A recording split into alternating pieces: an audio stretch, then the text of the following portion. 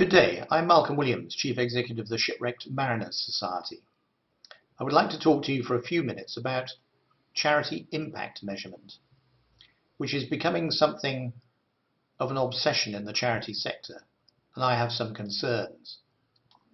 Reporting impact, the effect of what you do, is something that charities have been doing in their own different ways for a long time. Some do it very well, others not so well. Informing supporters about what the charity is doing and achieving is fundamental if it is to attract and secure long-term support. It's an obligation.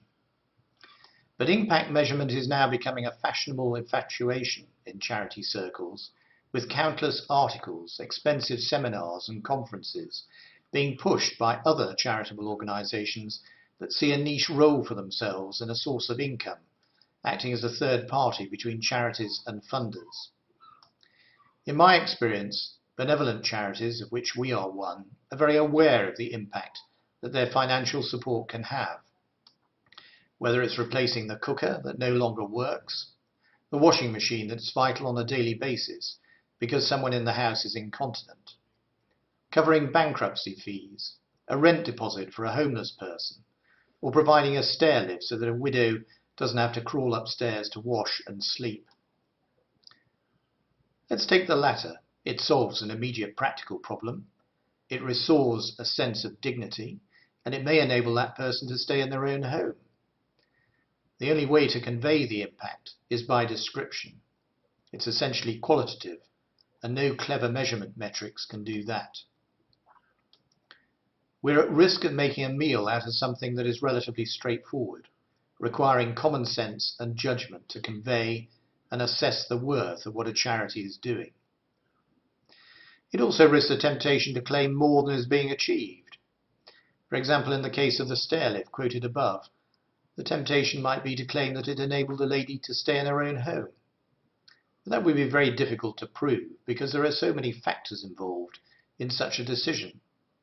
Yet to do so might paint a better picture of your achievements and help to secure funding. Let's take a hypothetical homeless charity. When do you measure your achievement? After 1, 2, 5, or 10 years, even if you're able to maintain contact with those you've helped? If you're aiming to secure a government contract, and this is no criticism of any specific charity, then you might be tempted to measure your achievement in such a way that it presents you in the best light. But to have got one person off the street for even 2 weeks is surely worth doing and might pay dividends for that person many years later. But you can't prove it. Charities have to have faith in what they do, and so do their funders. It's not a science. The high priests of measurement exhort charities to have theories of change, giving a spurious intellectual backing to what they're doing.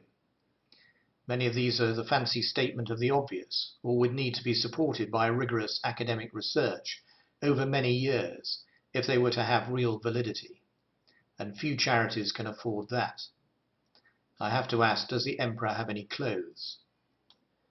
And let us not forget the burden of time and cost placed on small charities. It's all very well if you're a major national body that could commission research. There is a danger that the money gets diverted to them rather than the smaller charities for whom it would have a disproportionately greater impact for the good of society. But I have a wider concern, and that is that by pushing their measurement agenda, they will discourage funders from supporting worthwhile causes that have difficulty measuring their worth.